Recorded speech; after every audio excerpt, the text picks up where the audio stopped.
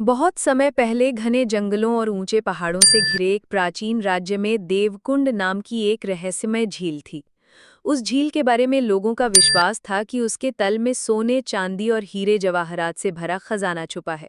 परंतु उस खजाने की रक्षा करता था एक इच्छाधारी नाग। वो नाग सामान्य सांप नहीं था। उसके पास दिव्य वरदान था कि वो मनुष्य का रूप भी ले सकता था और इच्छानुसार कोई भी रूप धारण कर सकता था। उसका नाम था नागेश्वर।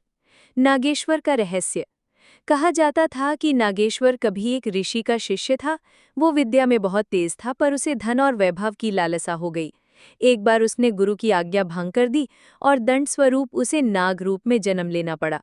लेकिन गुरु ने उसे आशीर्वाद भी दिया कि यदि वो सच्चे मन से किसी की रक्षा करेगा तो उसका श्राप मिट सकता है। राजा का लालच। देवकुंड झील के खजाने की चर्चा जब राजा विक्रम तक पहुंची तो उसके मन में लालच जागा। उसने सैनिकों को आदेश दिया कि खजाना लाकर राज्य के खजाने में भर दो। परंतु जैसे ही सैनिक झील में उतरे, नागेश्वर अपने विराट रूप में प्रकट हुआ। उसकी आंखें लाल अग्नि की तरह चमक रही थी और फुफकार से धरती कांप उठी। सैनिक भयभीत होकर भाग खड़े हुए। राजा को विश्वास नहीं हुआ। उसने स्वयं